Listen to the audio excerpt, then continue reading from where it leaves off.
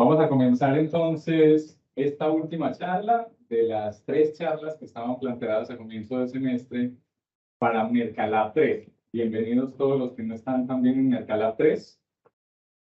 Vamos a hablar del proceso de toma de decisiones de la mente humana. Hay varias hipótesis, varias teorías para tratar de explicar cómo tomamos decisiones.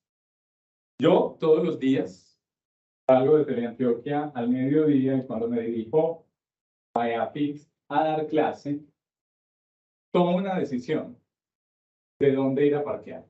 Porque realmente parquear en EAFIT es un asunto muy complicado. Y tomo una decisión que no considera todas las variables, simplemente las resume. Y es que yo asumo que la mayoría de las veces la gente no parquea en los guayabos, pues el parqueadero que llamamos de idiomas. Le da un poco más de pereza porque tiene que desplazarse desde idiomas hasta la universidad en general. Bueno, a menos que tenga cita en idiomas. Eso que hago yo es un resumen, es un atajo. No sé cuántas celdas disponibles hay en cada uno de los parqueaderos. Bueno, por ahí hay un trabajo de uno de los alumnos de Mercalab que están planteando la posibilidad de saber cuántas celdas están disponibles. Incluso creo que había una aplicación que lo hacía, pero de momento no hay. Bueno, o al menos yo no tengo acceso a esa información y decido ir a parquear en idiomas. Generalmente me va bien, otras veces no me va tan bien. Pero ¿qué es lo que hago en ese caso? Tomo un atajo para decidir. Y eso es lo que hacemos nosotros todos los días. Me presento brevemente. Mi nombre es Carlos Andrés Naranjo Sierra. Soy psicólogo de la Universidad de Antioquia y publicista de la Universidad Pontificia Bolivariana. Tengo una especialización en geopolítica de acá de la Universidad de AFIT, junto con una maestría en economía aplicada. Eso, pues, como tratando de entender un poco cómo funciona la mente humana, aunque realmente al final a todos nos quedan dudas de cómo funciona. Hay un cuento muy bonito para que comencemos esta charla de Jorge Luis Borges, este escritor argentino fenomenal. Se llama Funes el Memorioso. Y en Funes el Memorioso, lo que sucede es que Ireneo Funes, después de un accidente, creo que a los 19 años, queda con una característica muy particular. Y es que no es capaz de olvidar nada. Lo recuerda todo. Recuerda el día de ayer, el de antier, todo. Recuerda la suma que hizo, la resta, la multiplicación. No puede olvidar. De tal forma que empieza a hacer un montón de lucubraciones mentales con esa información para ver qué hace.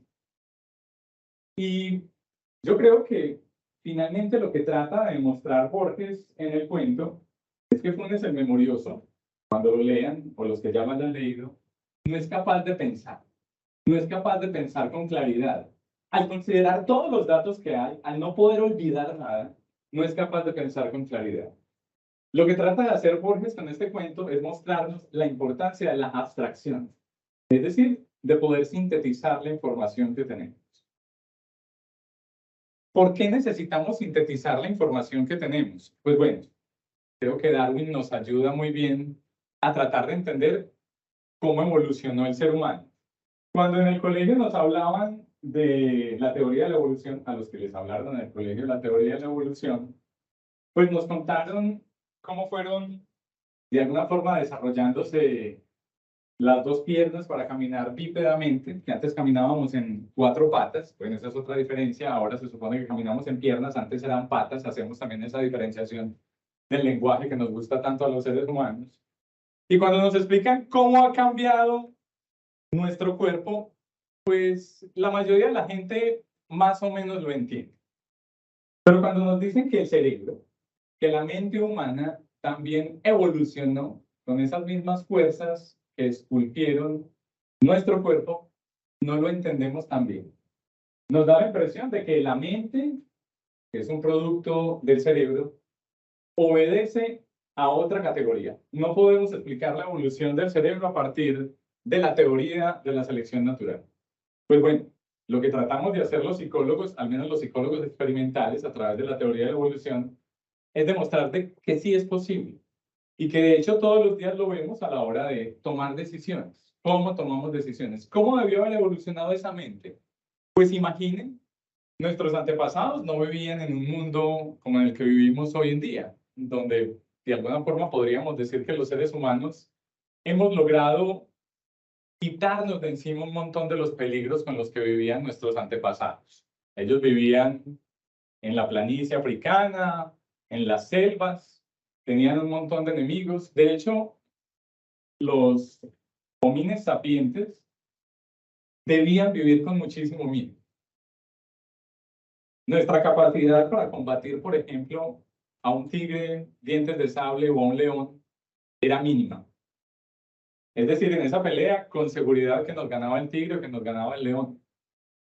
¿Cuál era la ventaja que teníamos? Nuestra capacidad adaptativa a través de la mente, que fuimos desarrollando.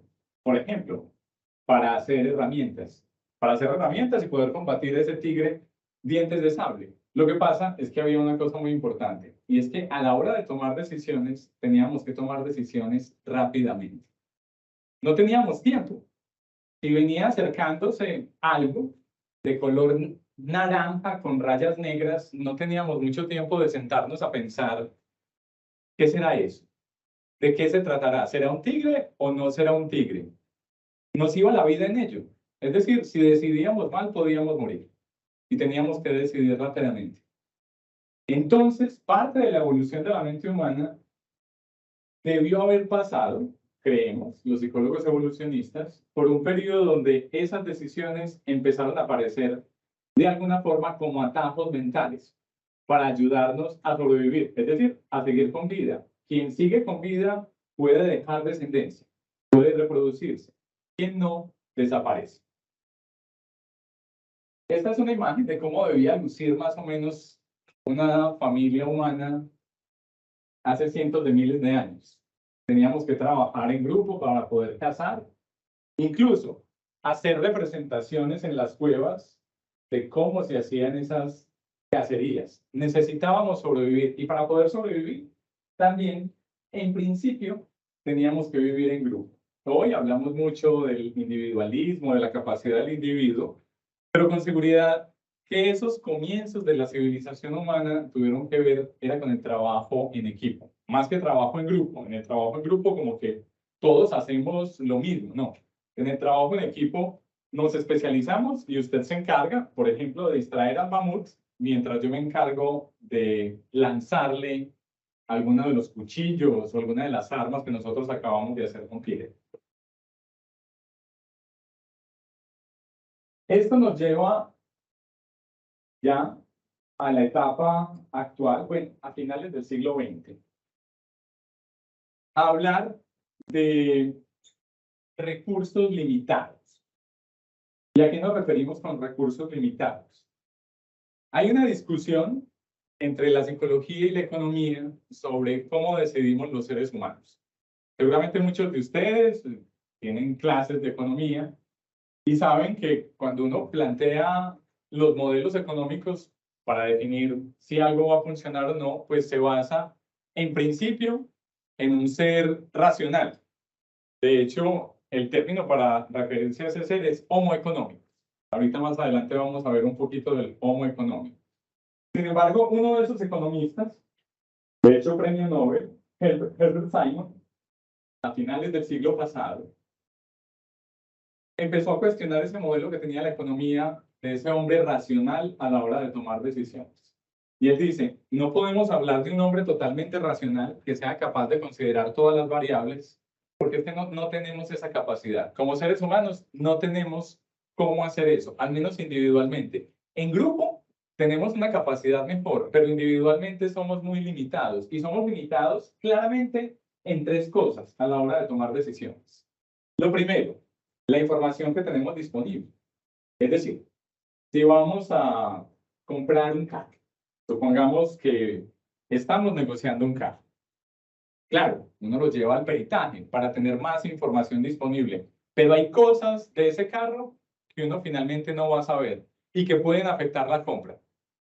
Y así sucede con la mayoría de los productos o servicios. Hay una asimetría en la información que posee el vendedor y el comprador, y eso sucede en términos generales. Es muy escasa la situación en donde se presenta una simetría total entre comprador y entre vendedor. Así como también es muy escaso el mercado donde se encuentra la competencia perfecta. Es decir, la competencia perfecta es la excepción, no es la regla. Y como es la excepción, nos vemos supeditados entonces a estas limitaciones. Información disponible, no tenemos toda la información disponible. La limitación cognitiva de la mente individual, y mire que ahí recalcamos individual, porque es como si también hubiera una mente colectiva. Hay un libro muy interesante, creo que salió el año pasado, o el antepasado, de tal vez uno de los psicólogos más famosos hoy en día, profesor en Harvard, que se llama Steven Pinker, que está acá en la biblioteca para el que lo quiera leer. Se llama Racionalidad.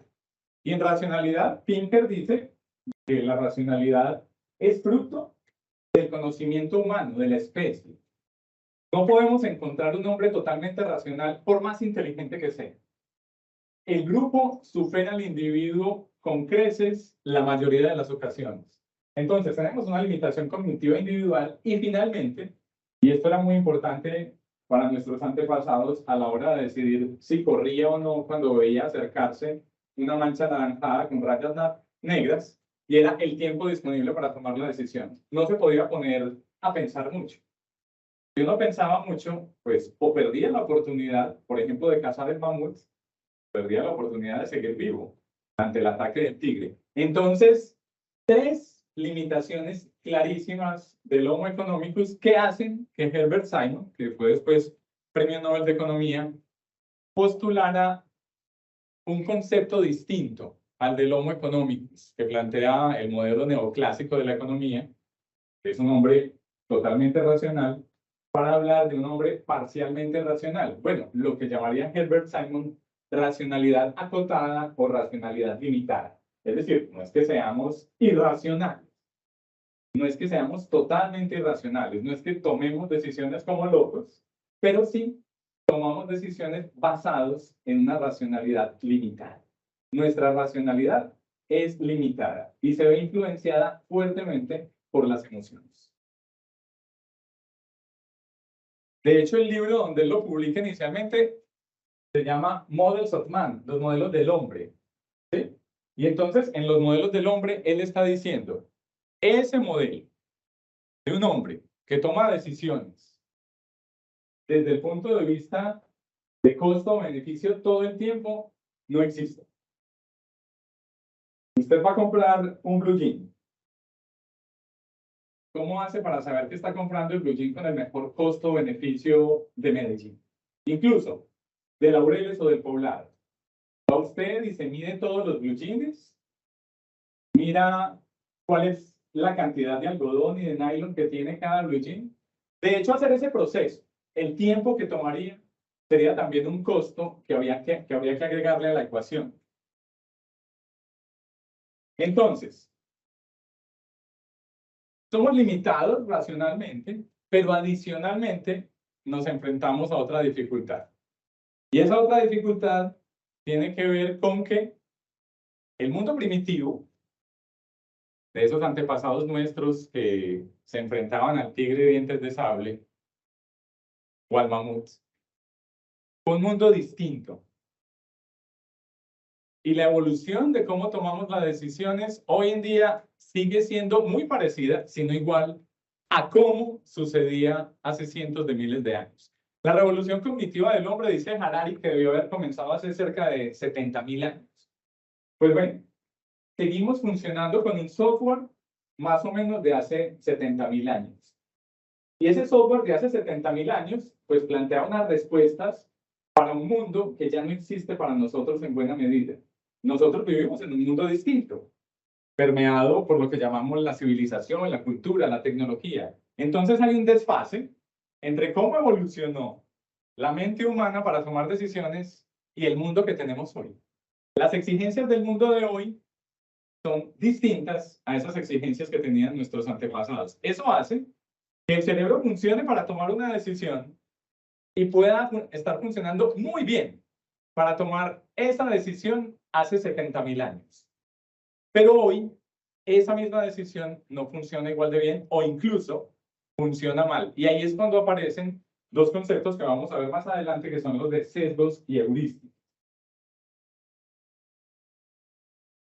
esta es una de las primeras teorías que vamos a ver el día de hoy, que se llama la teoría del procesamiento dual. Es muy conocida por el trabajo del premio Nobel Daniel Kahneman, pero no fue él realmente quien comenzó a hablar de ella. Quienes empezaron a hablar de ella fueron Kate Stanovich y Richard West. ¿Qué dice esta teoría? Dice que nuestro cerebro procesa la información de dos formas básicamente. Una que llama pensamiento tipo 1 y otra que llama pensamiento tipo 2. El tipo 1 es un pensamiento rápido, es el que utilizamos todos los días. Vamos a la cafetería, ¿qué vamos a comer? Generalmente pensamiento rápido, no le gastamos mucho cuento a eso. Y pensamiento tipo 2 para decisiones mucho más sofisticadas. Comprar un carro, comprar un apartamento. Es controlado, consciente y lógico, pero exige mucho más esfuerzo. Y la mente tiende a ser económica en los esfuerzos. Entonces, lo que hacemos en el día a día es por lo general tomar decisiones en pensamiento tipo 1. Kahneman es pesimista y dice, cuando tomamos decisiones con pensamiento tipo 1, generalmente nos equivocamos. Hay otros psicólogos, como es el caso de Gerd Gigerenzer, que fue director del Instituto Max Planck en Alemania, que dicen no, la mayoría de veces cuando tomamos decisiones con pensamiento tipo 1, que es lo que hacemos todos los días, nos va bien. No es una decisión perfecta, no es una decisión óptima, pero es una decisión que nos ayuda a sortear el problema de una manera más o menos satisfactoria. Sin embargo, la publicidad se equivoca a veces en cuál de esos dos tipos de pensamiento elegir, por ejemplo, para sus anuncios. A ustedes no les tocó, la mayoría de ustedes son de este siglo. Yo nací el siglo pasado. En el siglo pasado, a finales, hubo una acción de marketing que fue memorable. De hecho, cuando se estudia y se utiliza el ejemplo de la guerra de las colas para hablar de mercadeo y su historia, el reto Pepsi es uno de esos retos fundamentales. No sé si han llegado a oír hablar de él. ¿Alguien ha llegado a oír hablar del reto Pepsi? Cuéntenme mientras yo voy tomando aquí agüita. Me alza la mano. Sí, tú. Ah, muy bien. ¿Y qué les contó Andrés? Voy a... Sí, contame.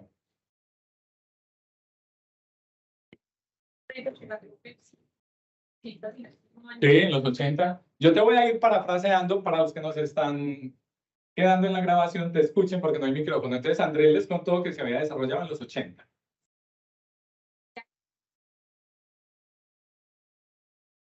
Inicialmente se lanzó en Estados Unidos y luego pasó a México y otros países. Sí. Yo voy haciendo como de eco. Sí.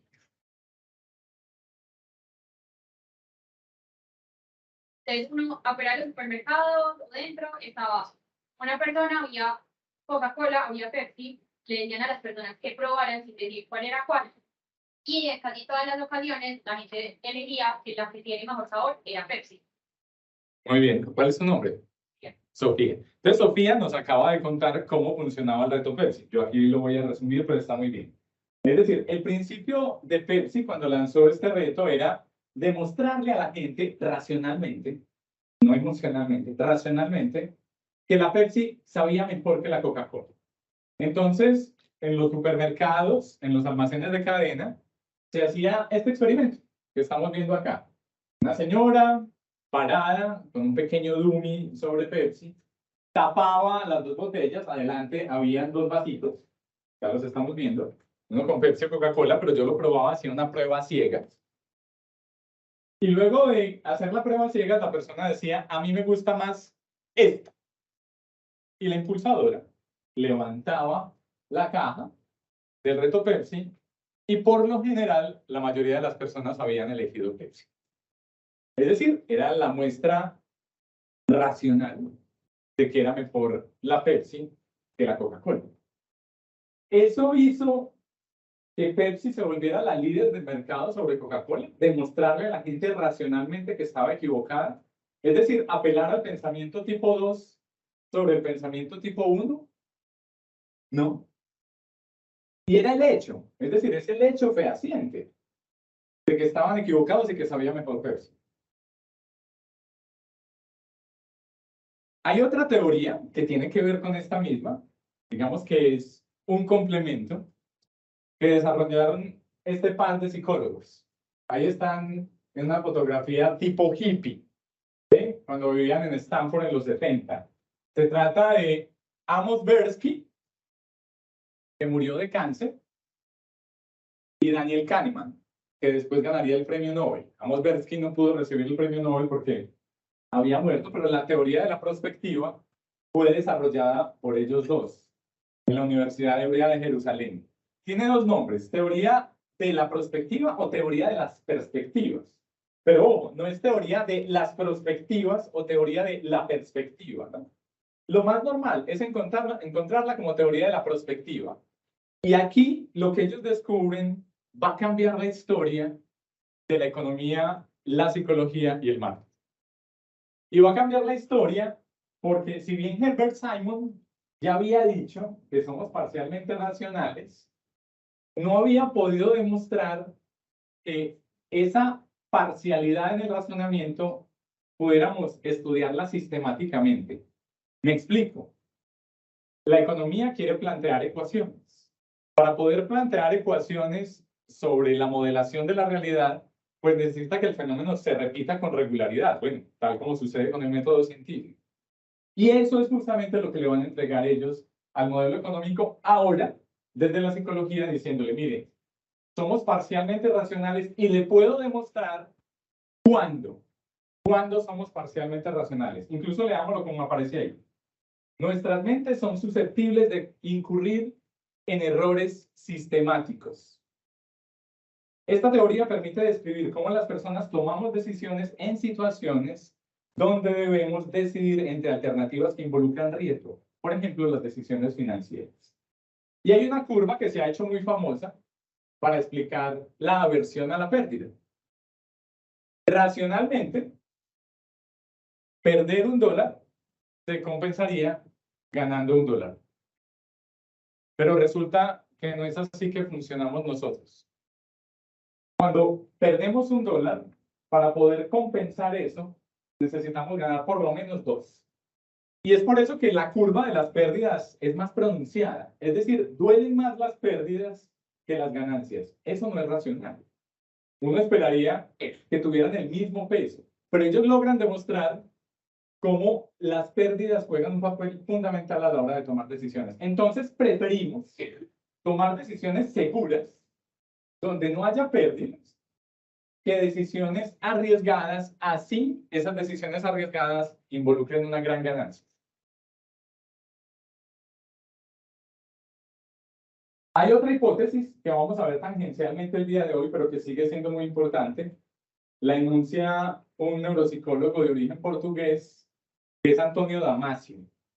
Y Antonio Damasio dice, a través de la hipótesis del marcador somático, que a medida que vamos viviendo y vamos tomando decisiones en la vida, esas decisiones van dejando una marca en nosotros. Si nos fue bien o nos fue mal, dejan una marca. Esa marca es inconsciente, no somos conscientes de ella. Pero esa marca sobre las decisiones pasadas hace que a la hora de tomar decisiones,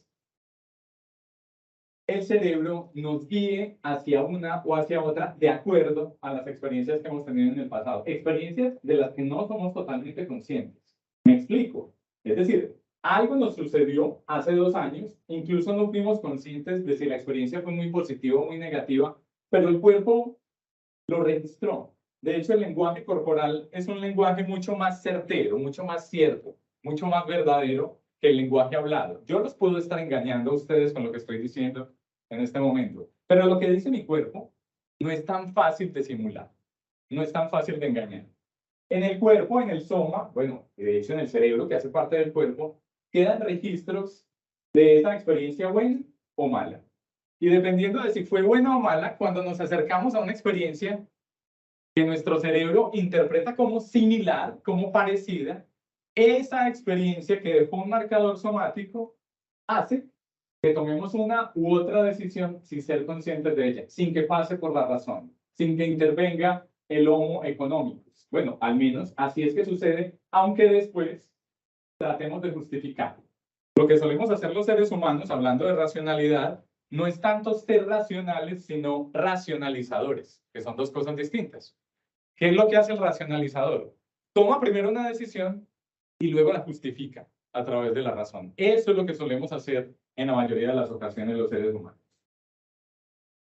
Yo creo que ustedes no son tan de la época de los Simpsons, pero sí saben quiénes son los Simpsons, ¿verdad? Bueno. Homero Simpson, el prototipo del hombre americano.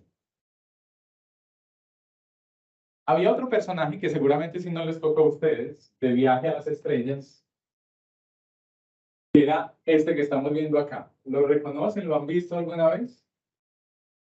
Mr. Alguien se lo dijo por ahí, ¿no? ¿Mr. qué? Ahí está pues en caricatura tipo Simpson. Se llamaba Mr. Spock. Mr. Spock venía del planeta Vulcano. Y en el planeta Vulcano tenían una característica, y es que habían logrado deshacerse. Obviamente yo no era muy fanático de Viaje a las Estrellas, no sé por qué razón, de las emociones. Eran personajes que tomaban decisiones absolutamente racionales. Es decir, lo opuesto a Homero Simpson es el señor Spock. El señor Spock es lo más parecido al modelo de la economía neoclásica, que es el Homo economicus. Homero Simpson es lo más parecido, bueno, en términos generales a nosotros, un Homo sapiens, con limitaciones, con defectos, con virtudes, como todos nosotros. Vamos a ver entonces, finalmente, quién gana esta confrontación. Bueno, digamos confrontación, para ponerlo acá como en términos lúdicos, ¿no? Pero al final, realmente lo que vamos a encontrar es que ha aparecido un nuevo campo de diálogo, de conversación entre la economía y la psicología, que de alguna manera toca también al marketing, que es la economía del comportamiento. Y ya vamos a hablar más adelante de eso. Heurísticas y sesgos. Yo me imagino que ustedes han escuchado hablar, por lo menos, del segundo término, que es el de sesgo. No sé si han escuchado hablar de heurísticas. ¿Alguien ha escuchado hablar de heurísticas? De hecho, algunos lo llaman los heurísticos. Nosotros normalmente aquí la llamamos las heurísticas, pero en otros países lo llaman los heurísticos, como si fuera masculino. Pero bueno, eso no importa si es masculino o femenino. ¿Alguien ha escuchado hablar de los o las heurísticas? Así como con Andrés escucharon el reto Pepsi en clase de Mercalab. Sofía, ¿te has escuchado hablar de las heurísticas? No. Bueno, pues el trabajo, y me voy a devolver acá un poco, de estos dos muchachos, bueno, ya no tan muchachos, ya está más viejito, se basan en lo que ellos llamaron, es decir, esos errores sistemáticos son atajos mentales que tomamos para las decisiones de cualquier clase. Y a esos atajos mentales para tomar decisiones los llamó heurísticas. Incluso las máquinas, hablando hoy a propósito de inteligencia artificial, las máquinas también toman decisiones con heurísticas. Es posible programar heurísticas en las máquinas. Pero bueno, nos interesa hoy por lo menos la inteligencia natural, la que apareció con nosotros a través de la selección natural. Esas heurísticas son atajos. Pero ¿cuál es la diferencia entonces entre un sesgo y una heurística? Porque un sesgo también es un atajo. Lo que pasa es que un sesgo tiene una característica particular. Cuando hablamos de sesgo, ¿qué se les viene a la cabeza? Tranquilos, equivoquémonos, alcen la mano y digan cualquier cosa. Algo erróneo. Asociamos sesgo con error y está bien. En términos generales, sesgo y error podríamos decir que son sinónimos. Pero entonces, ¿cuál podría ser la diferencia si en el sesgo también estamos tomando un atajo para tomar una decisión? Lo que pasa es que en el sesgo hay una característica que ya bien ha dicho la compañera, y es que tiende a conducir al error. Tiende a conducir al error. Incluso en psicología, Aaron Beck, uno de los padres de la psicología cognitiva, se dio a la tarea de enumerar los sesgos que tenemos los seres humanos. Eso terminó siendo una lista como de 400 cosas. Pero eso es absolutamente poco práctico. Por ejemplo, para una clase. Vamos a ver los 400 sesgos y nos los vamos a memorizar. Lo que necesitamos saber es qué nos induce a esos sesgos, ¿sí? Y si podemos clasificar los sesgos en algunos grandes grupos para poderlos identificar fácilmente y ver, por ejemplo, cuando el marketing y la publicidad hacen uso de ello. Entonces definamos. Heurística, regla sencilla para orientar la toma de decisiones y explicar en un plano práctico cómo las personas llegamos a un juicio o solucionamos un problema. Las heurísticas se usan para decisiones financieras complejas. O sea, supongamos en nuestra vida, comprar un apartamento. Digamos que esa es una decisión financiera compleja. ¿Creen que se usa un atajo o que evaluamos todas las alternativas? ¿Qué creen?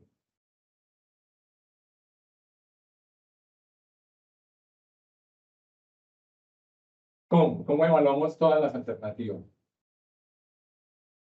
Es una alta inversión. De hecho, puede ser la inversión de la vida. Sí.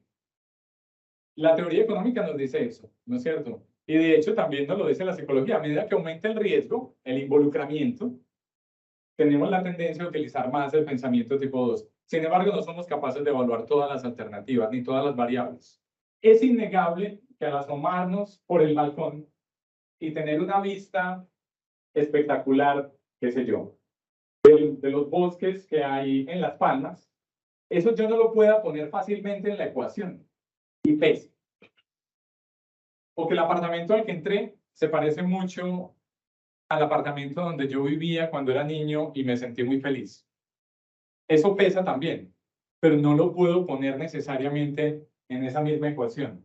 Entonces, así sean decisiones complejas, también utilizamos heurísticas. Incluso, de hecho, la incertidumbre, que es una de las partes complejas a la hora de tomar decisiones, es algo con lo que nos vemos todos los días los seres humanos. No sabemos qué va a pasar. ¿Quién tenía dentro de sus planes de negocio, de sus planes de marketing, en la matriz de amenazas, oportunidades, que iba a aparecer el COVID-19 y que iba a cerrar todo? Que íbamos a atravesar una pandemia. Muy pocos. Bueno, por ahí está Bill Gates con su libro, ¿no? Pero muy pocas personas consideraron esa alternativa. Eso no estaba. La incertidumbre es algo con lo que nos vemos todos los días a la hora de tomar decisiones. Y de hecho, para decisiones del día a día, con alta incertidumbre, que es lo que nos pasa todos los días, las heurísticas parecieran funcionar mejor que la toma de decisiones lenta y mesurada del pensamiento tipo 2. Bueno, al menos eso dice Gerd Gigerenzer, uno de los psicólogos que de alguna manera pues contradice el postulado central de Daniel Kahneman de las heurísticas tienden a llevarnos a errores. Es decir, las heurísticas tienden a convertirse en sesgos. Gigerenzer dice, no, las heurísticas tienden por lo general a llevarnos a aciertos. ¿Qué es lo que hace que no nos lleve a aciertos? ¿Qué tanto se diferencia el ambiente en el que estamos tomando la decisión, la situación en la que estamos tomando la decisión, con ese ambiente primitivo de hace cientos de miles de años, donde evolucionó nuestro cerebro para tomar determinadas decisiones? Si es muy distinto al ambiente, a la decisión que había que tomar hace cientos de miles de años, seguramente nos vamos a equivocar. Entre más se parezca, más fácil es que la decisión sea acertada. Y lo curioso es que hoy en día, a pesar de que nos parezca muy distinto el ambiente, muy desfasado, que tenga un descase cronológico, la mayoría de las decisiones que tomamos no parecen ser tan equivocadas, sino cómo explicar que el ser humano ha llegado hasta nuestros días, que logramos sobrevivir al paso del tiempo y de hecho establecernos como una de las especies que de alguna forma, y voy a poner acá entre comillas, domina el planeta. Y domina el planeta en términos tecnológicos, porque hay un montón de cosas que pueden pasar que nos demuestran que también podríamos desaparecer de un día para otro. La pandemia nos hizo reconocer nuestras dificultades y nuestras limitaciones, pero en términos generales tomamos decisiones en el día a día que nos funcionan. y que nos han hecho que podamos seguir sobreviviendo como especie y generar, por ejemplo, espacios como este, una universidad, donde transmitimos la cultura a través de la educación. Heurística, regla sencilla. Sesgo. Y tal vez esta gráfica nos ayude a identificar un poco mejor de qué se trata un sesgo. ¿Han visto tiro con arco en los Juegos Olímpicos? ¿Sí? ¿En qué consiste el tiro con arco? Cuéntenme rápidamente. Hay una flecha que da ¿a dónde? ¿A dónde tiene que pegar? De hecho, tiene un nombre eso, ¿no? Que tiene que ver con la mitología griega. ¿Dónde tiene que pegar la flecha?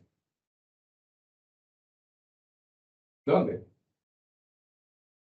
En el centro. Ese centro normalmente tiene el nombre de Diana. Y de hecho viene de Diana en la mitología griega. Pero entonces miren lo que sucede acá. Acá hay dos tipos de errores. Yo puedo disparar la flecha y esa flecha puede caer en puntos distintos. O yo puedo disparar la flecha y esa flecha puede caer en puntos distintos también, pero en la misma área. Cuando cae en la misma área, yo sospecho que sucede una cosa. Y es que hay algo que está afectando el disparo. Porque en el anterior, en el que cae por toda la diana, pues hay un término, incluso hay un nuevo libro de Daniel Kahneman para los que les interese que se llama ruido. Esto que sucede acá es ruido. ¿Sí? No tenemos cómo identificar qué es lo que hace que falle el disparo. En este que tenemos acá, sí podemos sospechar que hay uno o varios factores que están haciendo que este disparo, que debería ir en el centro, se vaya para el lado. Eso es un sesgo. El sesgo es el error sistemático. Algo está afectando el disparo, algo está afectando la toma de decisión del consumidor y hace que tome un camino distinto al del centro. Una marca, por ejemplo, es una heurística. ¿Por qué puede ser una marca una heurística? ¿Qué se les ocurre?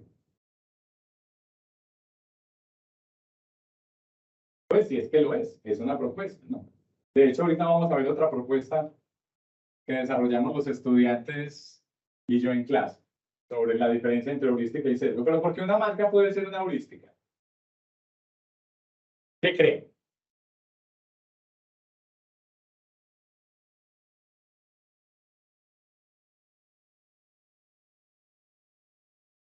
Me voy a sentar acá a esperar la respuesta un momentico. Volvamos a la definición de heurística.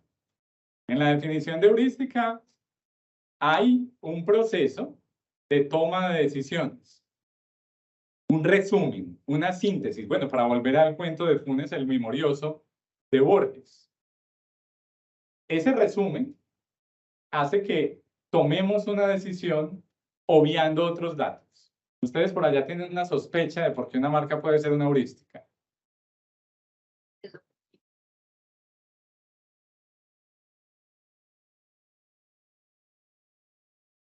Sí, la marca tiene una ventaja y es que, bueno, a propósito también del marcador somático, si la marca ha generado una buena experiencia en el pasado, cuando yo me enfrento a esa misma marca, hay algo que me lleva a tomar la decisión generalmente guiado por esa marca. La marca me permite hacer un resumen de decisión. Yo voy al supermercado y voy a elegir un yogur. Hay varias marcas. Yo no tomo cada yogur y miro la tabla nutricional de cada yogur, miro el precio de cada yogur, miro las calorías y el número de gramos. Bueno, habrá gente que lo haga, ¿sí? Pero en términos generales sabemos que la mayoría de las personas no lo hacen. ¿Qué les ayuda a tomar una decisión rápidamente sobre qué yogur comprar, cuál yogur comprar? La marca. Ya ha tenido una buena experiencia con esa marca, ha tenido un marcador somático sobre la marca, en consecuencia hace una heurística, es decir, resume, no considera todas las variables, solo incluso 2 o 3 marcas que le parezcan familiares, que le parezcan confiables y toma la decisión. Esta es una de las propuestas que les tenemos en clase. No sé si se acuerdan en el colegio cuando nos enseñaron los diagramas de Venn. Esos círculos que se intersectaban, qué números pertenecen a este conjunto, cuáles otros. Era un lógico y matemático de origen británico. Nos mira con desconfianza en este momento. No, pareciera que no termina de convencerle este diagrama, pero creo que nos ayuda a entender. ¿Sí? Heurísticas y sesgos. Señor John Venn, ¿qué es lo que pasa acá? Acá no hay dos conjuntos que se intersectan. Hay un conjunto que contiene al otro subconjunto. ¿Cuál es el conjunto grande? La heurística. Y el subconjunto son los sesgos. Es decir, todos los sesgos son heurísticas, pero no todas las heurísticas son sesgos. Para eso se utilizaban los diagramas de Venn, era un lógico, ¿no? Para tratar de establecer silogismos. No sé si se acuerdan también de los silogismos en el colegio. Si A es B y B es C, entonces A es C.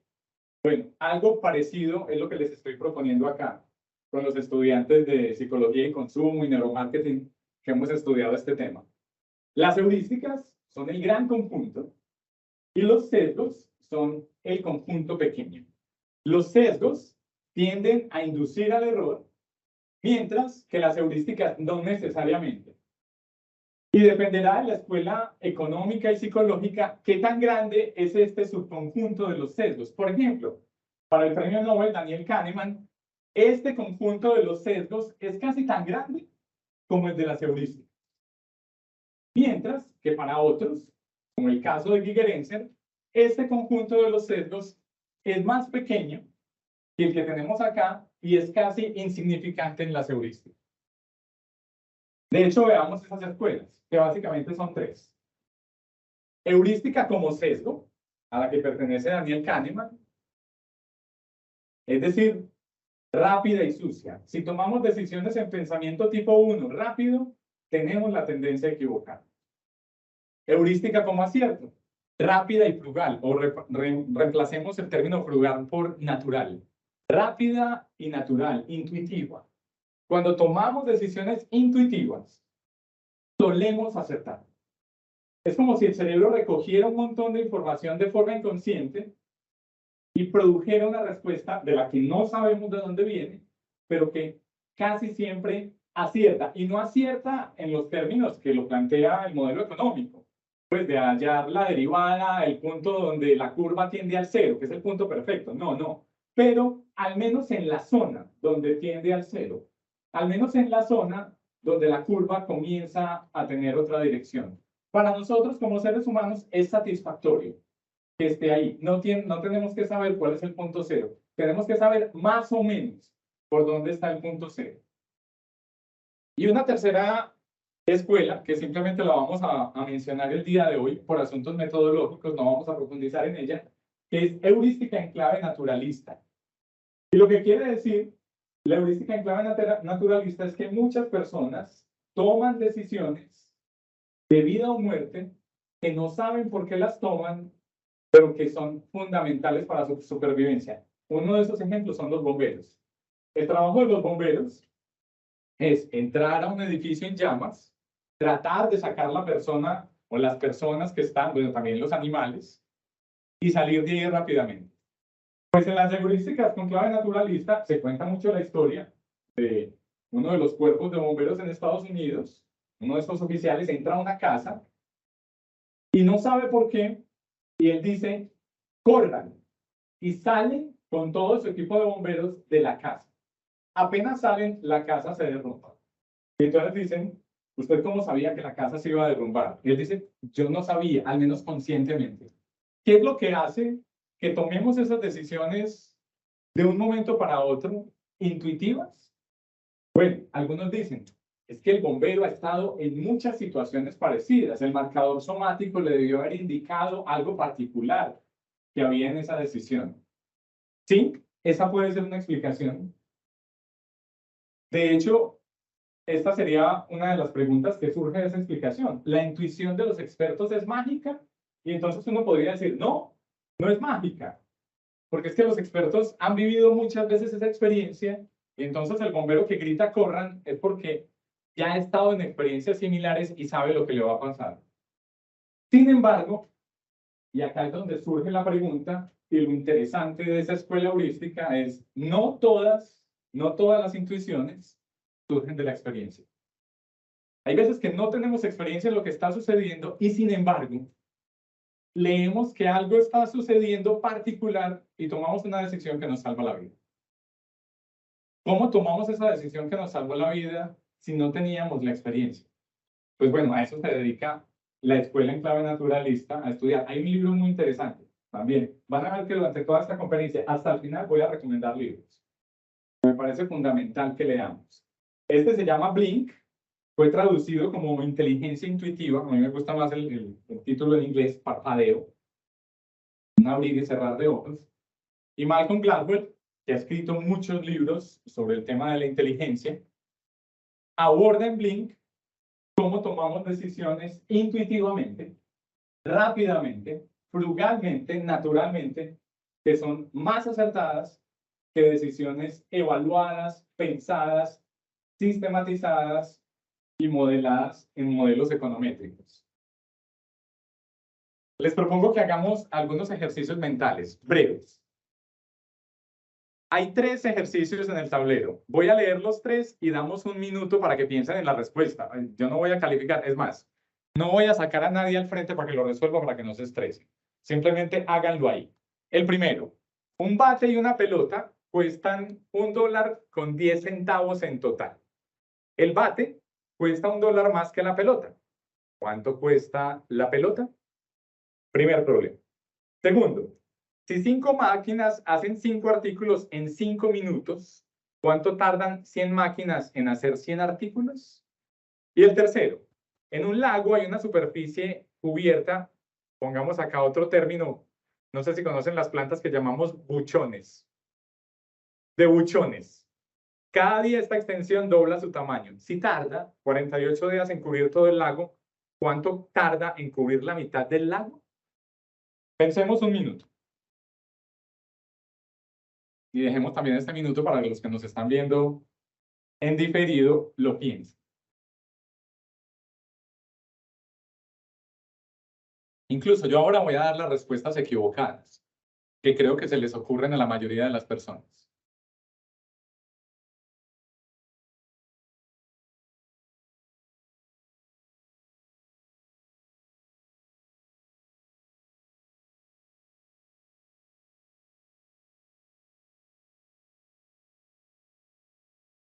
¿Alguien quiere compartir su respuesta a la primera? Un intento, un intento. No, dale, no importa. Se aprende más del error que del acierto. Aprendemos más de la equivocación. ¿Cuánto crees que vale la pelota? 5. Muy bien. La mayoría de las personas dice vale 10, pero es un error. ¿Sí? El segundo, 5 máquinas hacen 5 artículos en 5 minutos. ¿Cuánto tardan 100 máquinas en hacer 100 artículos? La mayoría de las personas, como tienen un ancla con el 5 y con el 100, dicen 100 minutos. ¿Sí? Y no es cierta la de los 100 minutos. Y la tercera, ya les voy a mostrar las respuestas correctas en la siguiente. Y la tercera, en un lago hay una superficie cubierta de nenúfares. Ya la reemplacé por buchones. Cada día esa extensión dobla su tamaño, se duplica. Sí, es una progresión geométrica. ¿Cuánto tarda en cubrir la mitad del lago? Si se demora 48 días en cubrir todo el lago. La respuesta equivocada es 24, que es la mitad de 48. ¿A alguien se le ocurre la respuesta? ¿Cuánto tarda en cubrir la mitad del lago? Si tarda 48 en cubrir todo el lago. Un día. ¿El primer día? Muy bien. Entonces, volvamos. ¿Cuál sería la respuesta? ¿Cuánto tarda? Sí. Pero, entonces, ¿cuánto tarda en cubrir la mitad del lago? La respuesta es 47 días. porque le queda faltando un día para los 48. ¿Listo? De hecho, la pelota cuesta 0.5, muy bien. 5 minutos y 47 días. Pero, como tomamos la decisión en pensamiento tipo 1, normalmente tendemos a fallar, dice Daniel Kahneman. Las otras escuelas dicen, no, si usted cambia la forma en que está planteado el problema, la mayoría de la gente lo resuelve bien, pero tiene que plantearlo de tal forma que lo entendamos como pensábamos nosotros hace cientos de miles de años. Es decir, en términos prácticos, más que en términos de probabilidades o en términos matemáticos. ¿Qué prefiere usted? Lanzar una moneda, si sale cara, ganará $100 y si sale cruz, no ganará nada. O recibir $46 fijos. ¿Qué prefieren? ¿Por qué? ¿Qué estudias vos? Mercadeo. ¿Cómo te llamas? Ana. Ana, ¿por qué preferís la segunda?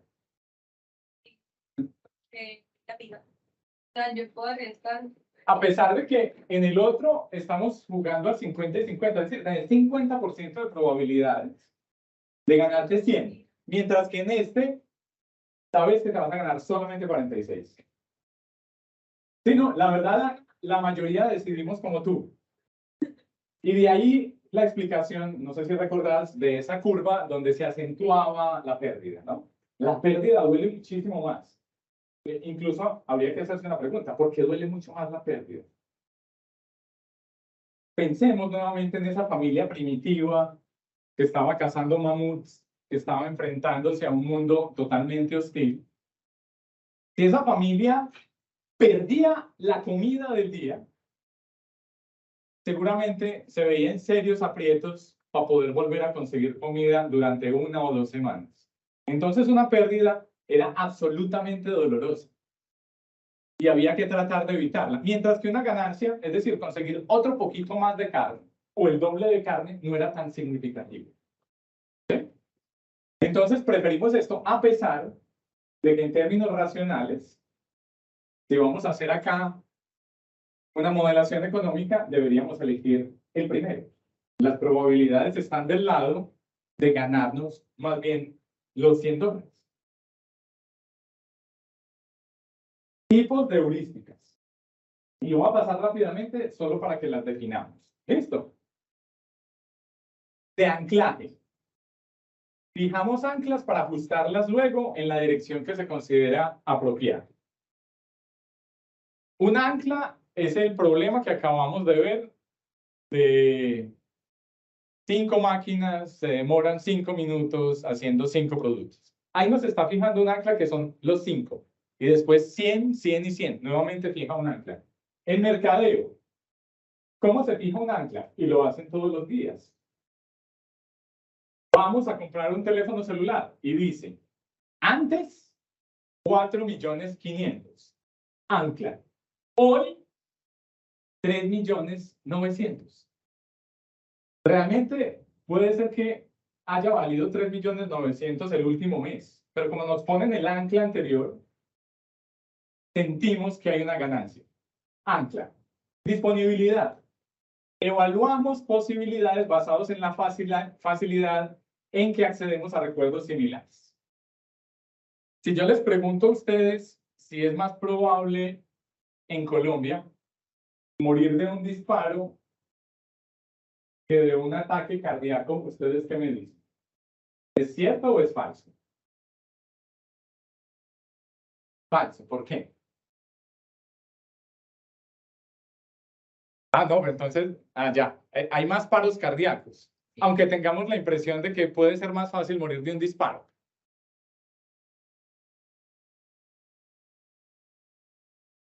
De otra cosa sin tener tratamiento. Sí, de hecho, aquí entonces el asunto es, tenemos disponibilidad en la cabeza de unos datos y es a los que recurrimos para tomar decisiones. Entonces, cuando nos dicen, es más posible morir de un disparo en la cabeza o de un infarto en Colombia, pues lo que tenemos en la cabeza son las noticias, con todas esas imágenes dramáticas de las personas muriendo a baleadas. La mayoría de la gente dice de un disparo. Aunque la violencia es como la 7ª o 8ª causa de muerte en Colombia. La principal causa de muerte hoy son los paros cardiorrespiratorios.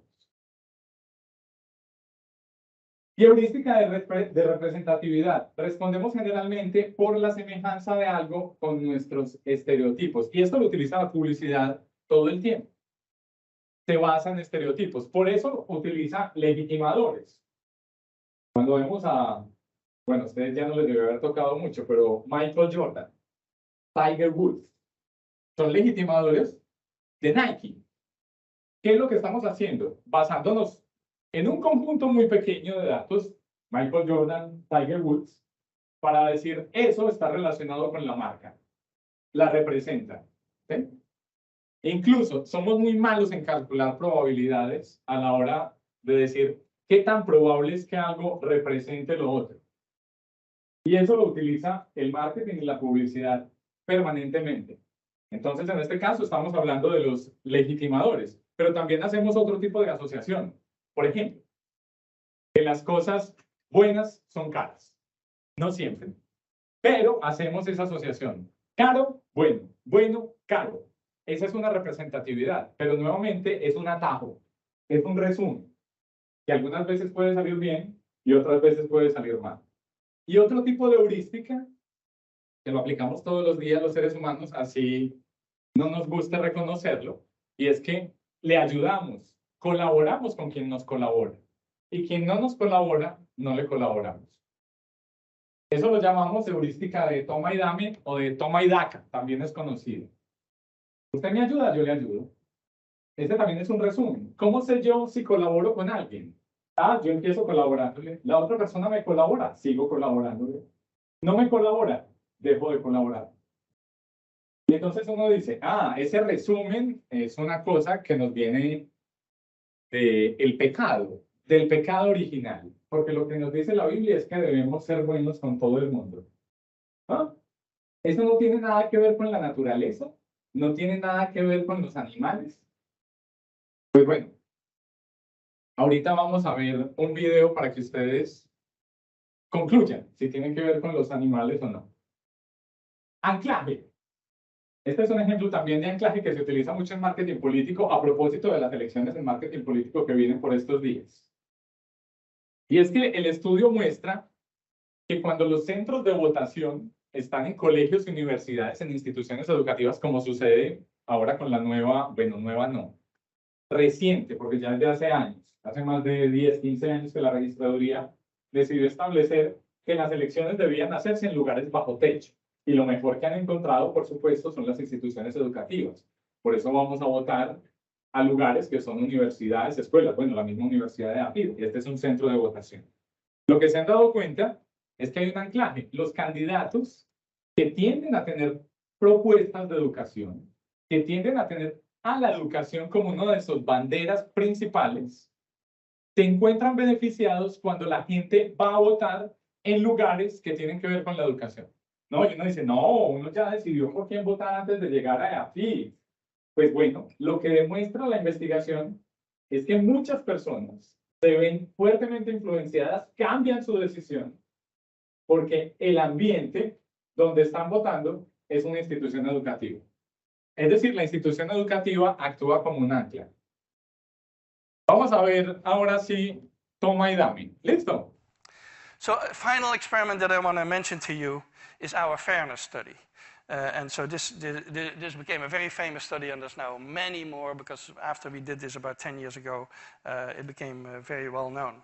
And we did that originally with capuchin monkeys, and I'm going to show you the first experiment that we did. It has now been done with dogs, and with birds, and with chimpanzees. But with Sarah Brosnan, we started out with capuchin monkeys. So what we did is we put 2 capuchin monkeys side by side. Again, these animals, they live in a group. They know each other. We take them out of the group, put them in a test chamber. And there's a very simple task that they need to do. And if you give both of them cucumber for the task, the 2 monkeys side by side, they're perfectly willing to do this 25 times in a row. So cucumber, even though it's really only water in my opinion, but cucumber is perfectly fine for them.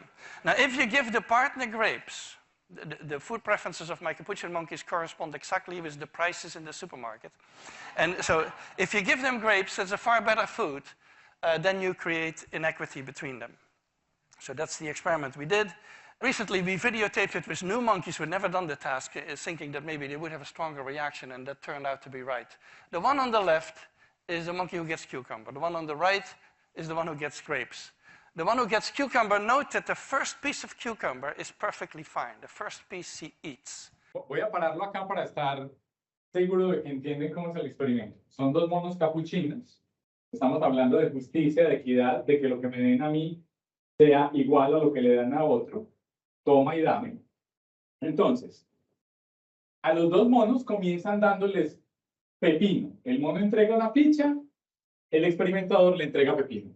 Ficha, pepino, ficha, pepino. Pero, en medio del experimento, el experimentador le empieza a entregar uvas a uno de los monos y al otro sigue dándole pepino.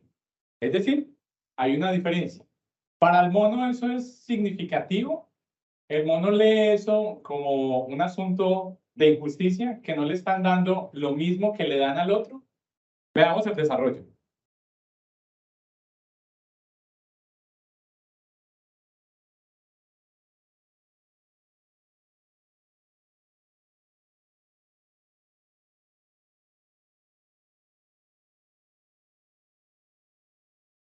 Muy bien. Cada quien concluye, ¿no? Y como les decía ahora, no es nada práctico, pues, ponernos a estudiar 400 tipos de sesgos. De hecho, 50 tipos de sesgos cognitivos que se aplican a la publicidad y al marketing. De pronto sea mejor hacer un resumen. ¿Cómo podríamos catalogar los principales sesgos? Esos principales atajos que tienden a llevarnos sistemáticamente al error. Y hay una propuesta para que se clasifiquen en 4. Primero, cuando hay demasiada información, nos ayudan a filtrar información, es decir, heurísticas o sesgos que nos ayudan a filtrar información, no hay suficiente significado, es decir, no entiendo muy bien qué es lo que me está proponiendo, entonces necesito a alguien que me interprete eso, nos ayudan a formar una opinión. Mucha información y no sabemos qué debemos recordar, esos sesgos, pues toman un papel para decirnos qué recordamos, así nos induzcan al error, no importa. Y cuarto, la necesidad de actuar con rapidez. Tengo que actuar ya, o si no me pierdo de esta promoción.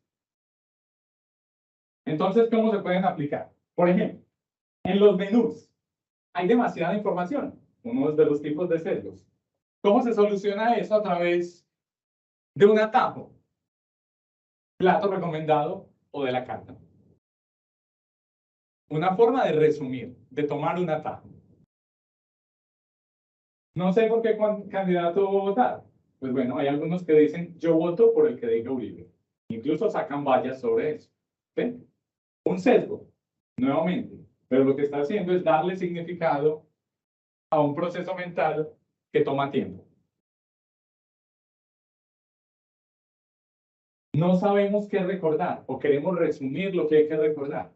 Bueno, no sé ustedes, pero a medida que uno se va envejeciendo, tiene más cuentas para pagar. Y es normal que se le vayan a uno olvidando cosas. Una forma de resumir eso, de tomar un atajo, así siempre funciona, otras veces no, es recordar solo una cosa, autoriza el débito automático.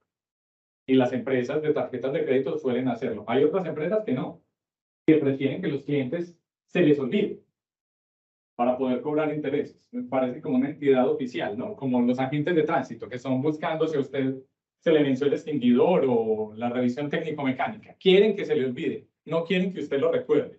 Eso de la revisión técnico-mecánica o el seguro obligatorio se podría resolver también con un atajo. Y es la revisión técnico-mecánica. Un atajo. Bueno, lo hacen algunas de las empresas. Lo llaman y le dicen, se le va a vencer la técnico-mecánica, venga. ¿Sí?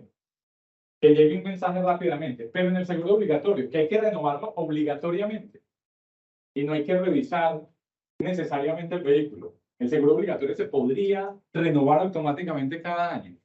Simplemente llega un correo y dice, si usted no quiere renovar el seguro obligatorio, haga clic aquí. La mayoría de la gente lo va a querer renovar, no tiene que hacer clic en ninguna parte, se renueva automáticamente, pero eso no sucede. Es como si hubiera un interés en que la gente no lo recuerde para poderlo multar. Y el efecto FOMO, ahorita que estábamos hablando un poco de COVID-19, no sé si recuerdan cuando empezó la pandemia, bueno, justamente la semana pasada, a propósito de la pandemia, la Organización Mundial de la Salud declaró que había terminado la pandemia. La pandemia por COVID-19 terminó la semana pasada. Es decir, el COVID sigue entre nosotros, va a seguir actuando, va a seguir infectando, pero ya no es un asunto de interés internacional. Ya no se le clasifica como una pandemia. Pero cuando empezó, no sé si recuerdan, por allá en el año 2020, que fue cuando llegó a Colombia, veíamos a las personas en los supermercados como locas, llenando los carritos de papel higiénico. Pero ¿qué pasaba? Uno de los síntomas del COVID no era la diarrea, y sin embargo la gente llenaba los carros. Bueno, ese es uno de los efectos, ¿no? Cuando se necesita actuar con rapidez, a veces actuamos tomando decisiones que no tienen ningún sentido. Ahí estaba el efecto, que es uno de los efectos estudiados en marketing, el efecto fear of missing out. El temor a perdérselo, a quedarse por fuera, a quedarse sin nada. Entonces, como los rollos de papel higiénico ocupan tanto espacio en las góndolas, se ve rápidamente que faltan. Y la gente pasaba con los carritos y veía vacío el espacio de la góndola donde estaban los papeles higiénicos y salía corriendo a coger el único que había. Y si traían más, volvía y llenaba el carro. Al final, todos terminamos con 20 paquetes de papel higiénico que nos duraron 2 años. ¿Sí? Voy a terminar recomendándoles estos 3 libros para los que les gusta la economía del comportamiento, estudiar cómo la mente ha evolucionado para tomar decisiones. El primero es de Barry Schwartz, se llama ¿Por qué más es menos? La tiranía de la abundancia. Creo que está acá en la biblioteca de la universidad. Este, que es un clásico de la economía del comportamiento de Daniel Kahneman, que se llama Pensar rápido, pensar despacio. Bueno, pensamiento dual, pensamiento tipo dual que vimos al principio de la charla. Y finalmente de Antonio Damasio, el que tiene la teoría del marcador somático, el error de Descartes, donde va a hablar del caso de un paciente que llega con una enfermedad en la cual se ha aislado la parte emocional del cerebro de la parte que podríamos llamar racional, bueno, o el neocórtex.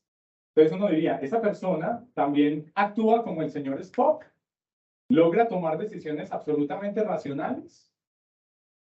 Es el Homo economicus que tantos años, bueno, ya 2 siglos ha soñado la economía. Pues Antonio Damasio lo va a resolver en este libro que se llama El error de Descartes. Muchísimas gracias. ¿Hay alguna pregunta? ¿Alguna duda? ¿Alguna inquietud? ¿Todo bien? Bueno, les deseo una feliz tarde.